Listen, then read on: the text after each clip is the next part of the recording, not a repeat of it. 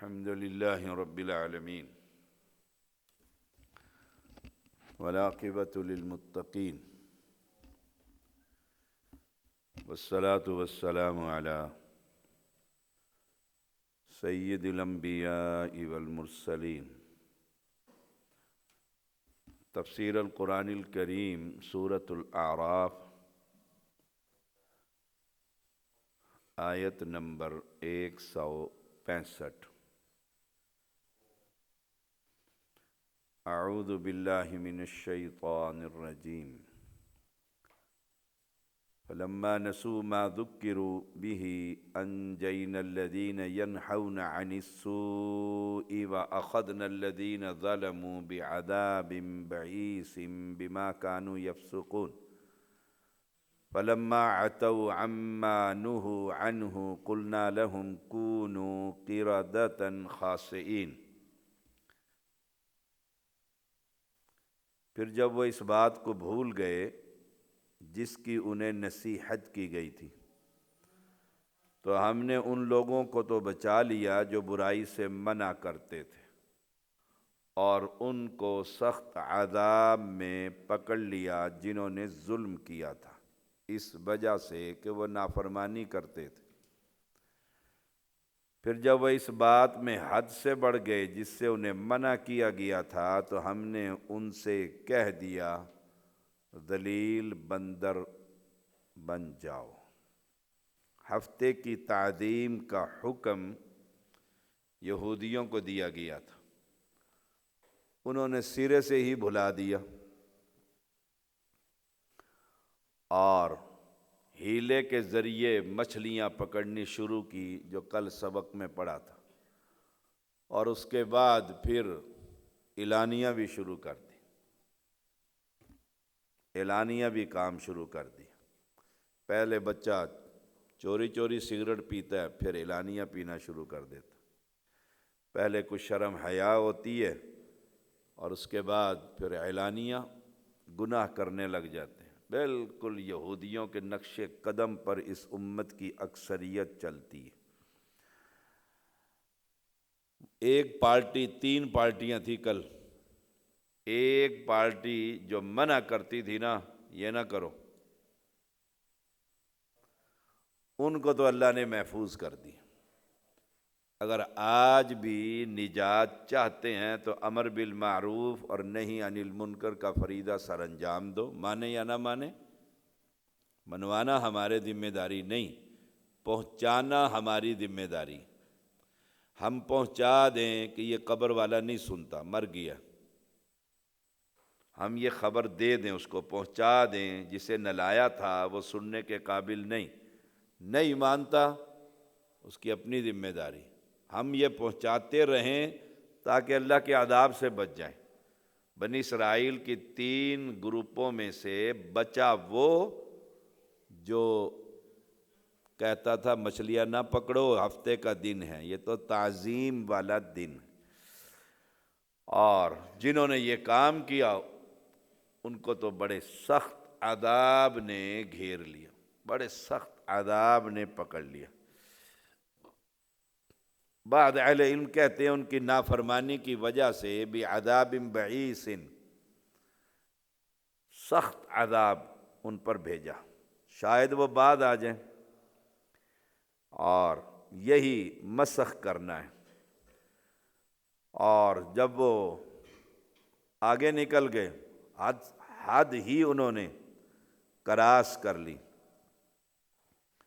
قحط اور بیماری ان پر جب آئی، سبق حاصل نہیں کیا کہ یہ ہماری ظلم اور گناہ کی وجہ سے یہ قحط شادی ہو گئی ہے، قحط پڑ گیا، یہ بیماری پھیل گئی، یہ طاعون پھیل گیا. پھر بھی مچھلیاں پکڑتے رہے. تو پھر اللہ تعالی نے کیا کہا؟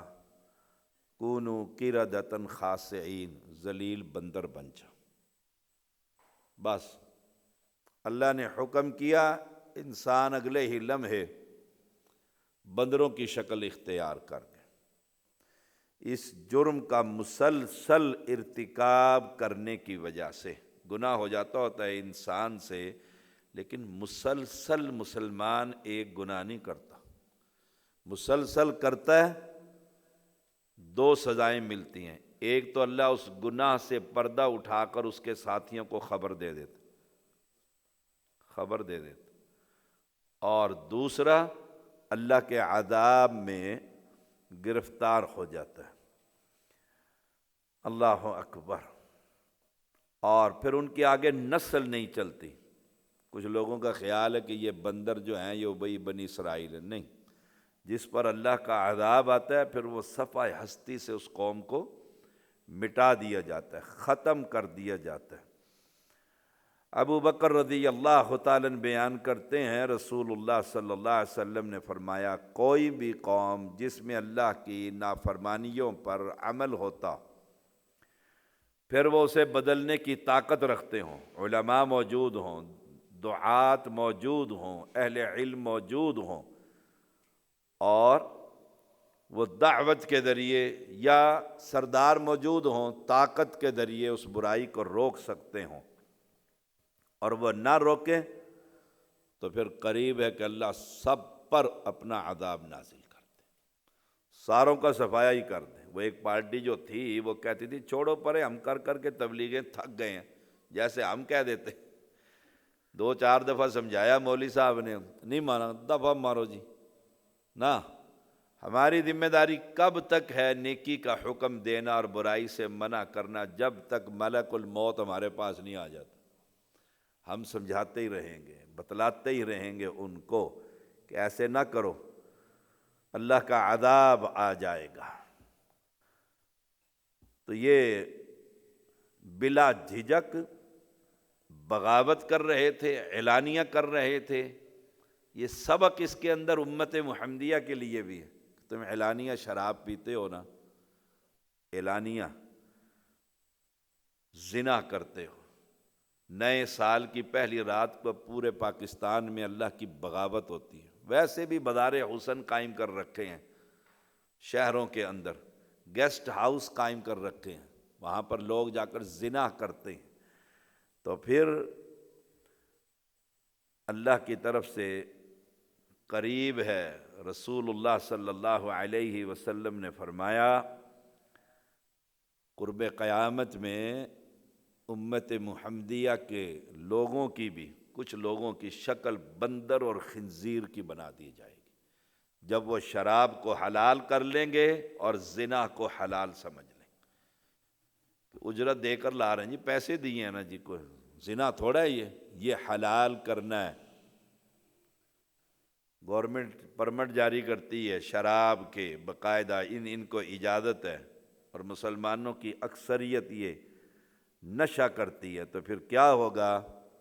رسول اللہ صلی اللہ علیہ وسلم نے فرمایا رات کو شراب اور شباب کی یہ مجلسیں کرنے والے، طبلے بجانے والے انسانی شکل میں سوئیں گے، صبح جب ہوگی بندر اور خنزیر کی شکلیں بن جائیں گی۔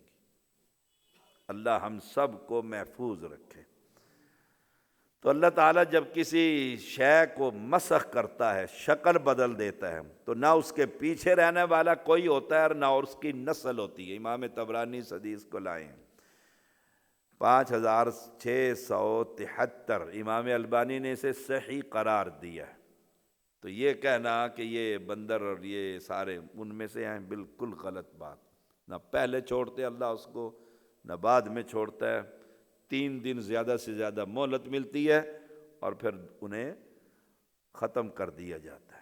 وَإِسْتَعَذَّنَ رَبُّكَ لَيَبْعَثَنَّ عَلَيْهِمْ إِلَى يَوْمِ الْقِيَامَةِ مَنْ يَسُومُهُمْ سُوءَ الْعَذَابِ إِنَّ رَبَّكَ لَسَرِيعُ الْعِقَابِ وَإِنَّهُ لَغَفُورٌ رَحِيمٌ۔ اور جب تیرے رب نے صاف اعلان کر دیا وہ قیامت کے دن تک ان پر ایسا شخص ضرور بھیجتا رہے گا جو انہیں برا عذاب دے۔ یہ یہودیوں کو کہا جا رہا، بے شک تیرا رب یقیناً بہت جلد سزا دینے والا، اور بے شک وہ یقیناً بے حد بخشنے والا اور نہایت رحم کرنے والا، رحیم ہے۔ قیامت تک اللہ تعالیٰ، اب یہ کون ہو گئے؟ المغضوب، اس قوم پر اللہ کا غضب نازل ہو گیا، اللہ ناراض ہو گیا ان سے، بس اب قیامت تک ان کو سزائیں ملتی رہیں گی، عذاب اللہ چکاتا رہے گا، ان پر ذلت مسلط رہے گی۔ یہودیوں کی پوری تاریخ اس بات کی گواہی دیتی ہے کہ وہ ہر زمانے میں محکوم رہے اور غلام رہے، غلام بن کر رہے۔ ایسے ایسے حکمران ان پر مسلط ہوتے رہے جنہوں نے ان کو تباہ و برباد کر کر رکھ دیا۔ دیکھیے سورۃ بنی اسرائیل ہے، فرمایا وَقَضَيْنَا إِلَىٰ بَنِي إِسْرَائِيلَ فِي الْكِتَابِ لَتُفْسِدُنَّ فِي الْأَرْضِ مَرَّتَيْنِ وَلَتَعْلُنَّ عُلُوًّا كَبِيرًا۔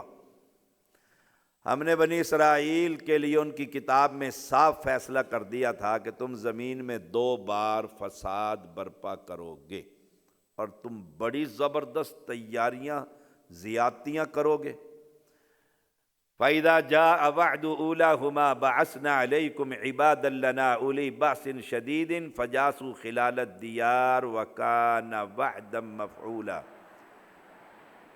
ان دونوں وعدوں میں سے پہلے کے آتے ہی ہم نے تمہارے مقابلے میں اپنے بندے بھیج دی۔ یہ ہے اس آیت کا، اللہ نے اپنے بندے بھیج دیے جو بڑے ہی لڑاکے، بس وہ تمہارے گھروں کے اندر تک پھیل گئے، اور اللہ کا یہ وعدہ پورا ہونا ہی تھا۔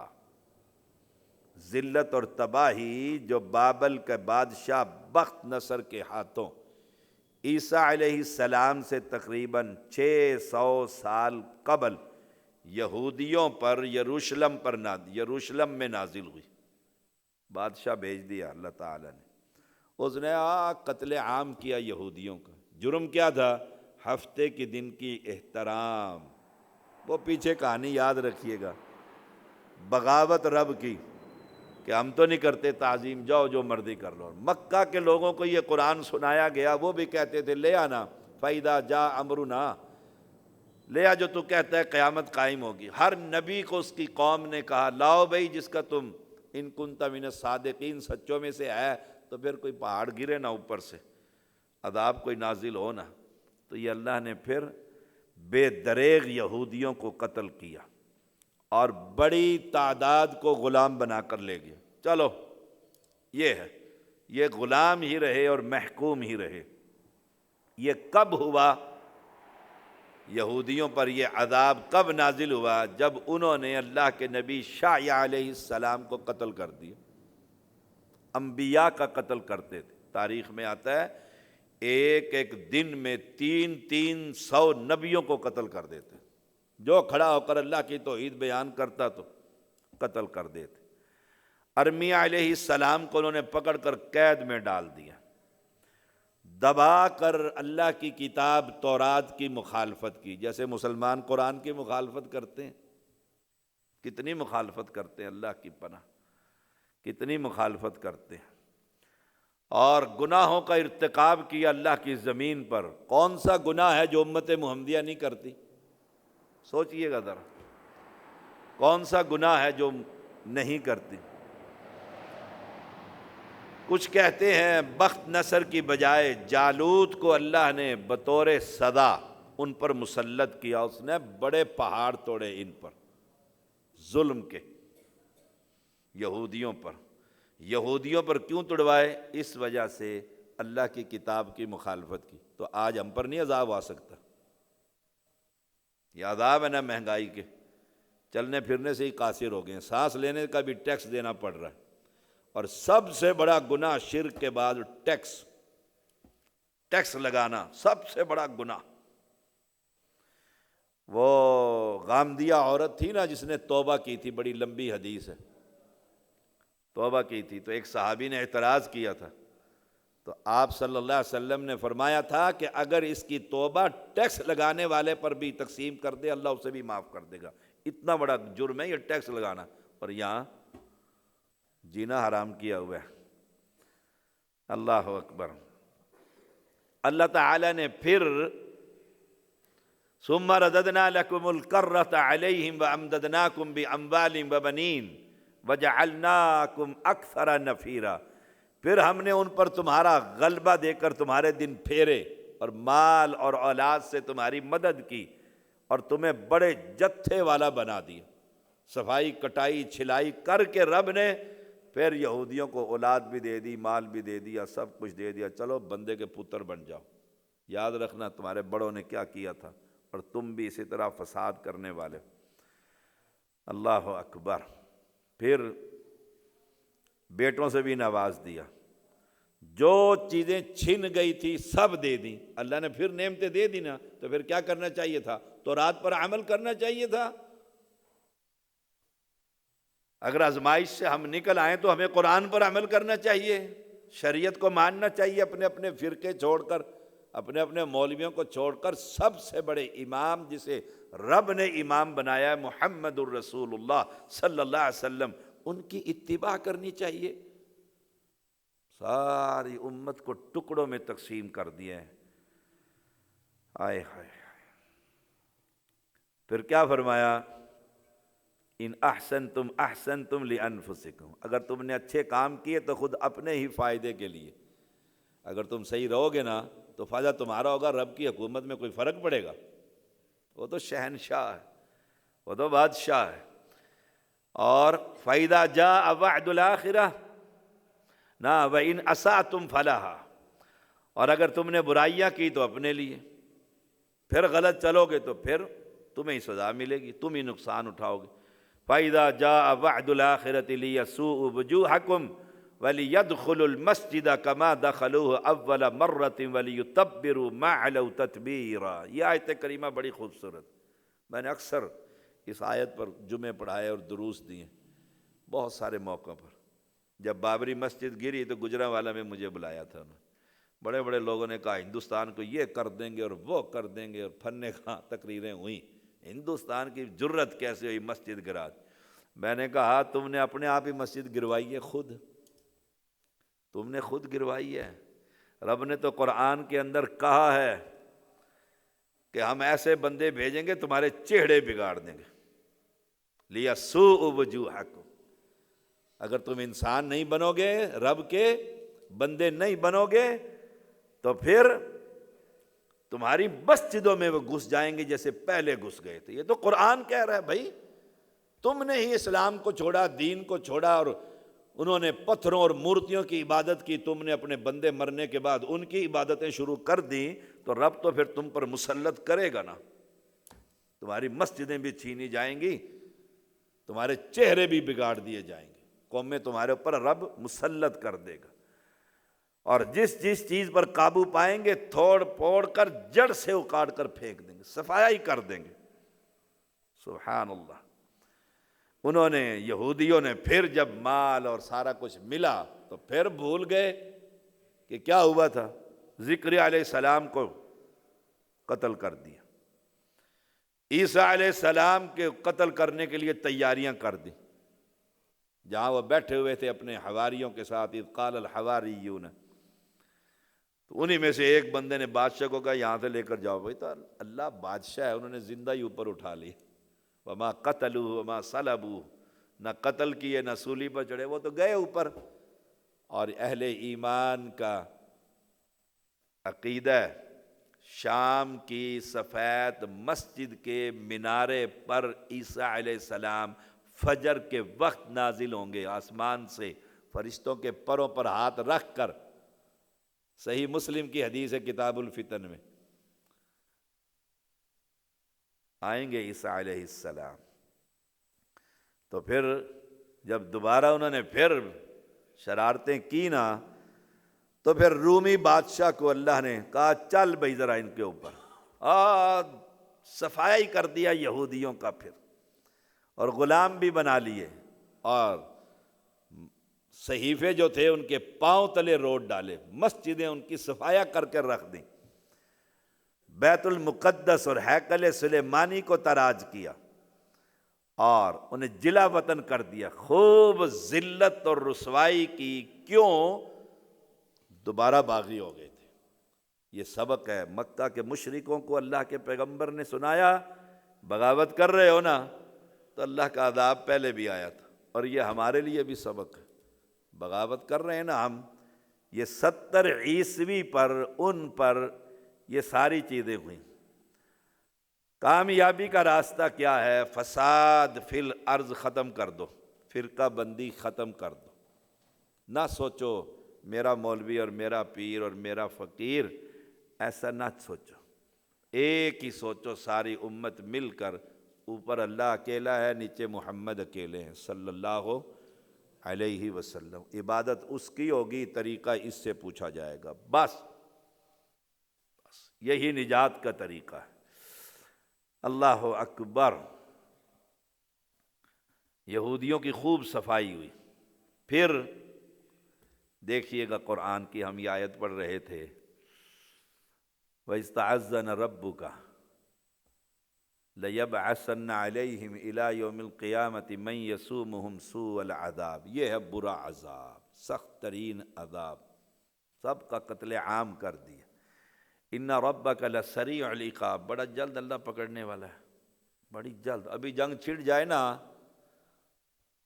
تو ایٹم چلے نا، پانی بن جائیں گے سب، بس سیکنڈوں میں، یہ کوٹھیاں، یہ بنگلے، یہ سب کچھ یہیں رہ جائے گا۔ وہ ہمارے ایک بزرگ تھے، انڈیا چڑھ دوڑا پاکستان پہ، بڑی پرانی بات ہے، انہوں نے 1 کروڑ روپے کی کھل سٹاک کی ہوئی تھی، اپنے پارٹنر کو کہتے ہیں، پارٹنر عالم دین تھے، ہمارے دوست تھے، سینئر تھے ہم سے، انہوں نے کہا وہ تاجر حضرات بیٹھے ہوئے ہیں نا جی، اس لیے سنا رہا ہوں، رانا صاحب بھی ہیں، ملک صاحب بھی، راجہ صاحب بھی ہیں،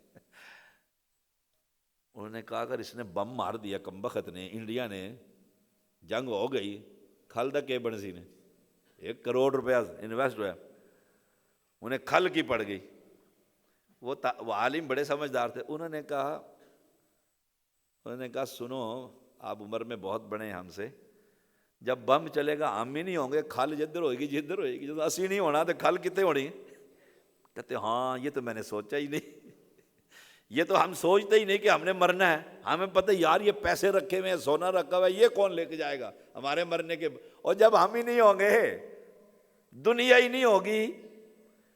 2005 میں ہم نے دیکھا ہے کشمیر کے اندر زلزلے میں، ہم تیسرے دن وہاں کھڑے ہوئے تھے، سونا ایسے پڑا ہوا تھا کوئی اٹھانے والا نہیں تھا، دکانیں جب گری نا ایسا مال پڑا ہوا تھا، دنیا بھاگ رہی تھی اپنی جان بچانے کے لیے، اور بھاگتے ہوئے کے اوپر پتھر گر رہے تھے اور لوگ مر رہے تھے۔